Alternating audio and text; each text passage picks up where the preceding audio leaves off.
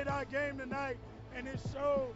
You know, we haven't played perfect all year. We had ebbs and flows throughout our season, but tonight was our perfect game. That was our connection game. We was cheering for everybody, and we was just Was doubted in the beginning of the year. Was this an exclamation mark on such a special year? That's all I gotta say. They thought we was gonna go 7-5. We end up perfect. I could talk trash now, cause I'm done.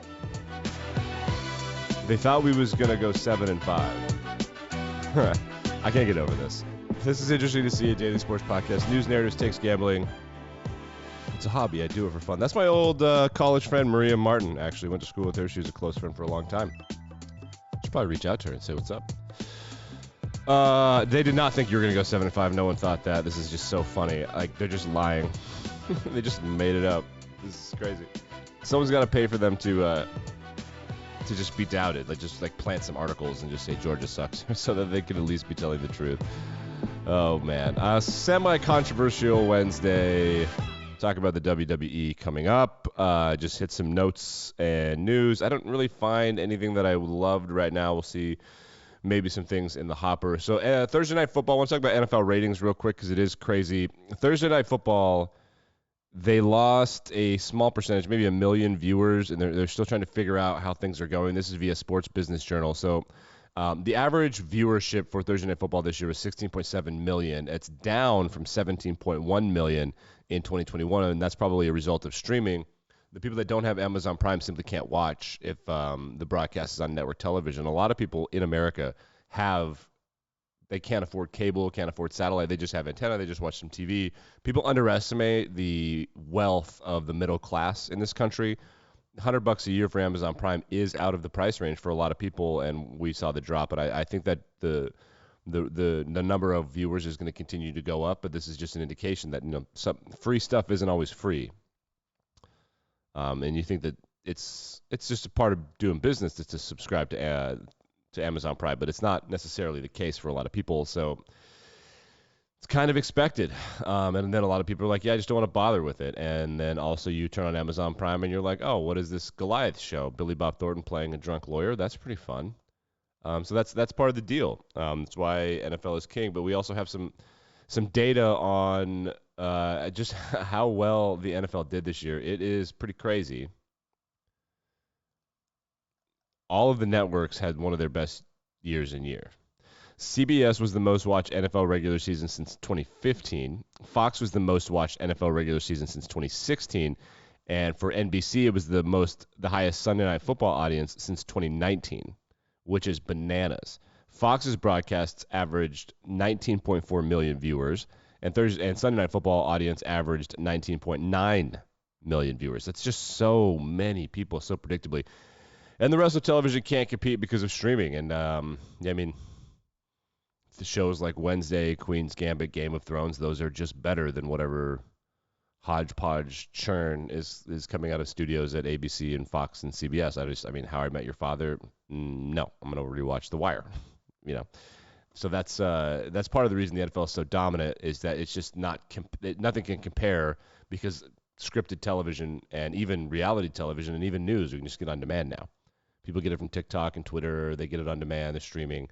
The NFL, because sports are unscripted, it's the only thing that really is necessary to watch live or even semi-live. So that's part of the deal here. Okay, so let's get into this WWE thing. About a week ago, Vince McMahon, this is not sports, but it is it's sports adjacent. Vince McMahon he came back out of obscurity. He had some pretty serious sexual assault allegations. They were in civil suits. There were settlements and things, and he resigned in shame.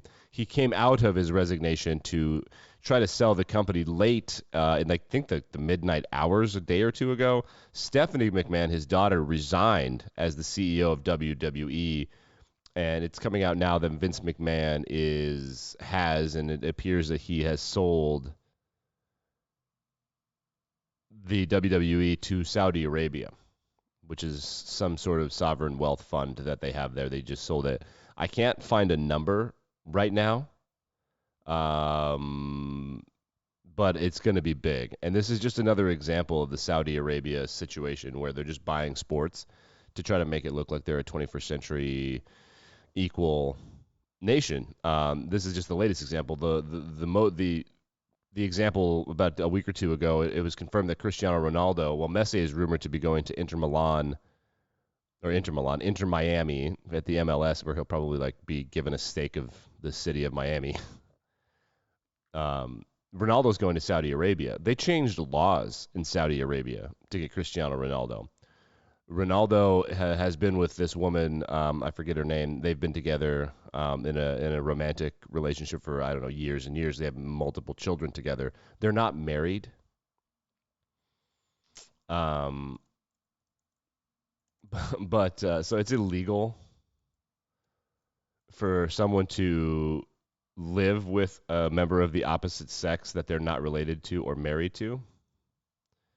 But Saudi Arabia is like, yeah, but for Ronaldo, it's fine. We're totally cool for Ronaldo can do it.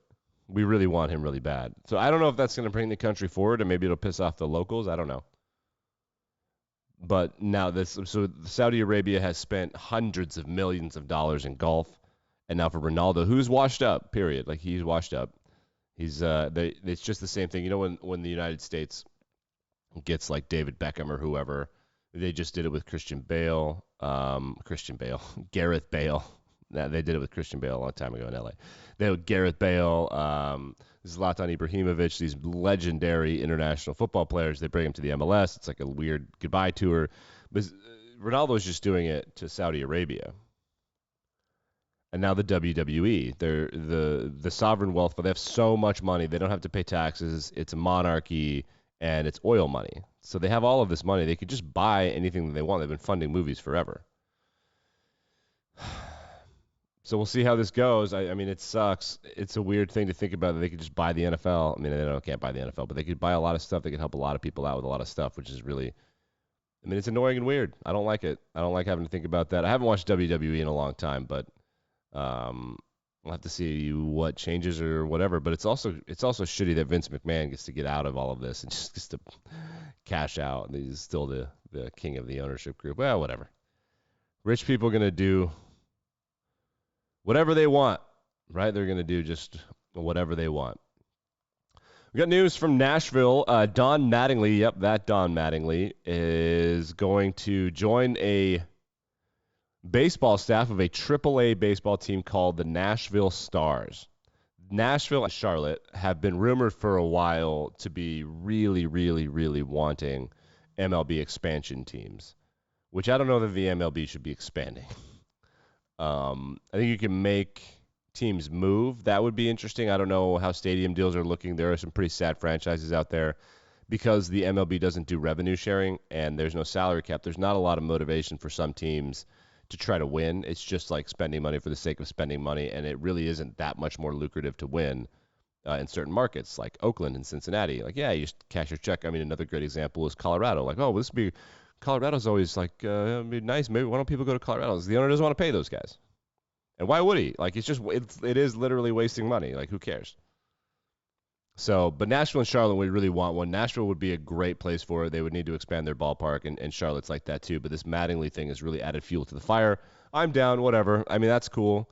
The problem is that there's no real place to put the ballpark is not really close to everything. The really cool thing about Nashville is that where the Titans play, and even where the Predators play, actually, are in really, really cool spots for all the tourism stuff and like the Parthenon and Broadway.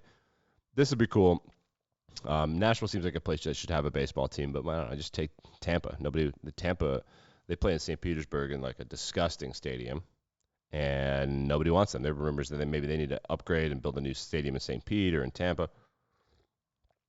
They've been rumored to be moving for a while. You just move the franchise and upgrade the stadium in Charlotte or Nashville. So this is something to watch. I think that it'll be years here, but it is interesting to pay attention to because I don't know that the MLB should be expanding. Like, what are the Reds doing? How are any of these teams, like, how much money are they actually making? And when's the next CBA? And there needs to be revenue sharing, otherwise it's just never going to get better. But if you're the Yankees and the Red Sox, like, wow, why would we share revenue? Who cares about the A's, the Diamondbacks? Who cares? But fair enough. Touche. This is America, man. I mean, It is literally a socialist agreement to give other people your money.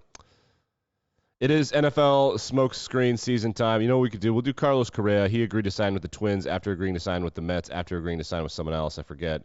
We'll do Carlos Correa when the dust settles, and we'll figure out what his health and injury situation was. The reason his contracts didn't go through is because he was hurt or unhealthy or something. So we're going to figure all that out later in the offseason. Got plenty of time to do baseball stuff for the most part. It's smokescreen season in the NFL. DeAndre Hopkins for the Cardinals could be on the move. The Bears, are they going to trade the number one pick, or are they going to take Bryce Young? The Lions believe in Jared Goff. All of these offensive and defensive coordinators are getting fired. The Titans are a mess. Lots of fun storylines coming up over the next couple months. Because the Bears have the number one pick, there will be a lot of intrigue and a lot of clickbait from draft Twitter, which is just the most annoying thing of all time. It really is. All right, that's going to do it. We'll be back and better than ever. Tomorrow, we really have to start doing professional basketball and professional hockey, which is what it is. It's time. It's time to start looking into those storylines. Is LeBron back? Is he old? I don't know. Let's find out. See you tomorrow.